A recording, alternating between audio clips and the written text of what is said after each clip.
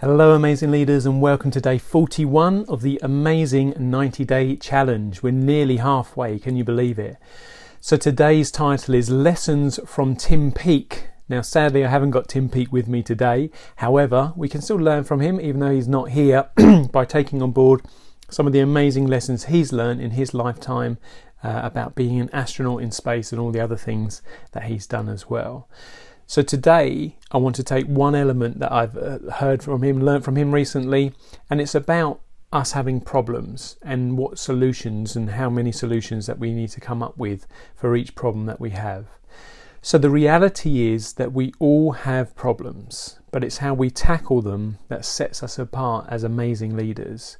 So I really want you today to think about some of the problems that you have, some that you're going through right now, and what solutions have you come up with? So the lesson from Tim Peake, I'm going to put it right up the front here, and we're going to talk about it a bit later on as well. But he says that you need 4 solutions for every problem. So just think about that whilst we're going through, and I've got 5 different elements that I want to go through as we talk about lessons from Tim Peake. So first of all, have a think about a problem you've currently got, one that you've recently have, or one that you might be facing.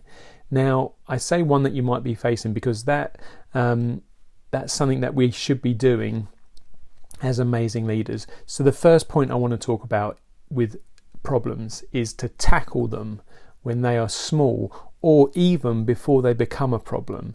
And you might be asking, how can you do that? How can you tackle a problem before it's even a problem? Well, if you remember from some of the other podcasts that you've listened to or other videos that you've watched, I talk about a quote. It's from John C. Maxwell, and he says that leaders see more than others and before others. So this is the element about you being an amazing leader and seeing more than others and before others. And if you can see a problem before it becomes a problem, then you can tackle it straight away. And it may still become a problem. You may not actually eliminate it from becoming a problem altogether, but if you can tackle it before it becomes a problem, then you've got a really good chance of it not escalating and becoming a huge problem in the future. So that's number 1. Tackle them when they're small or even before they become a problem. Number 2 is what Tim Peake just said recently in one of the interviews that I listened to him on. He said that for every problem you need to come up with 4 solutions.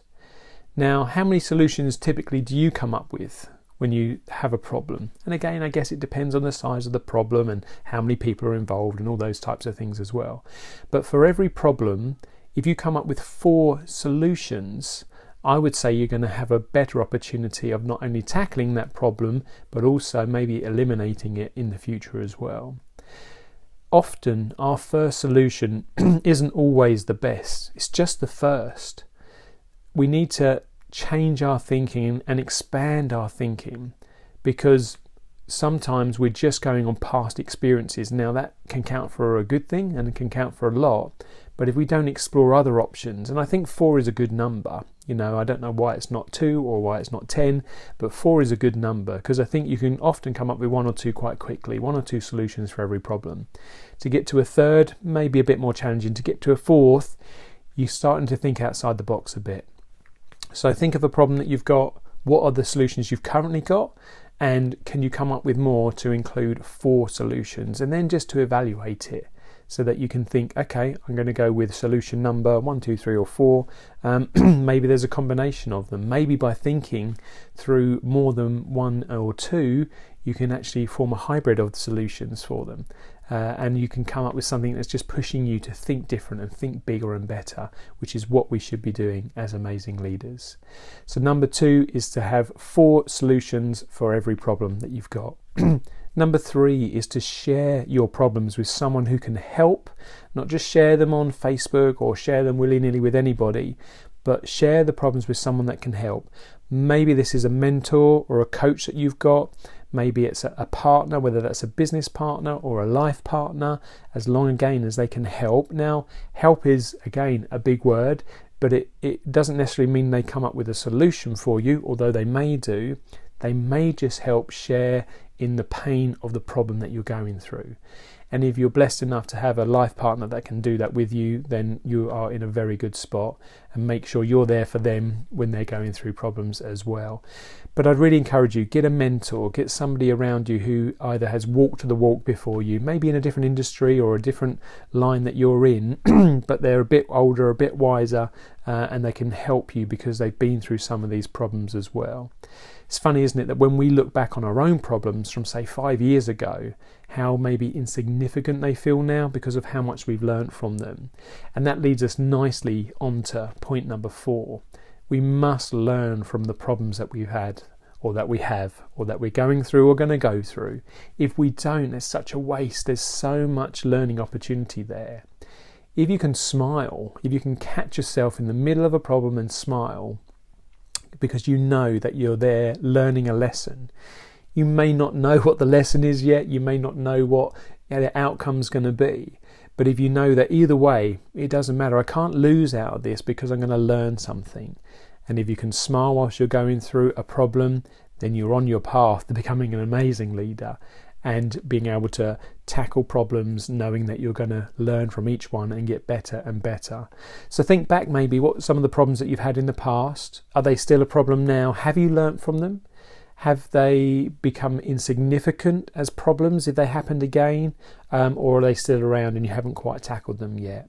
Because that's also a good way of analysing how well you're doing with that learning process.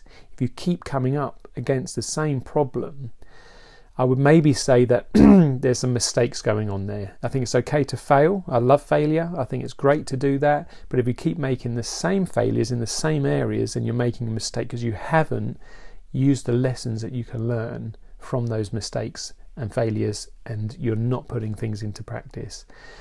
The harder the lesson, the harder and bigger the problem, the more the opportunity is to learn. But as long as you put it into practice for the future. Sometimes we learn our biggest lessons in the hardest and most difficult situations that we face.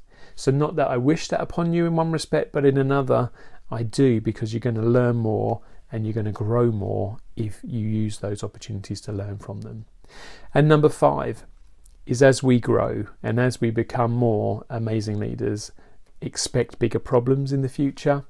That's just how it goes. That's how we continue to grow. That's how we continue to learn.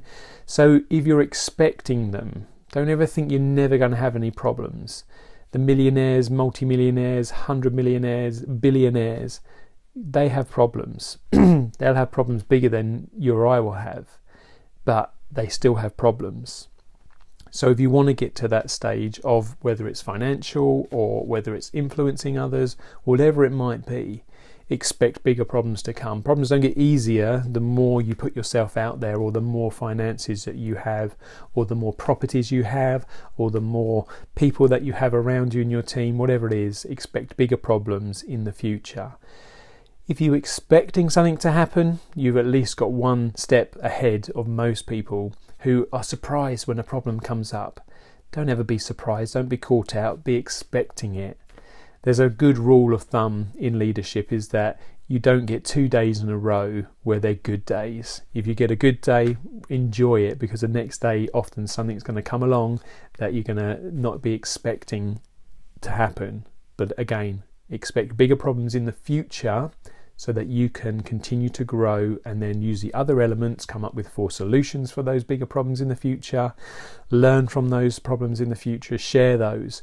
And the more you expect it, the more you can use the first element here, is to be able to see those problems before they even become a problem, so you can tackle them when they're as small as possible. So what problems have you got? What solutions have you come up with already? Can you come up with even more?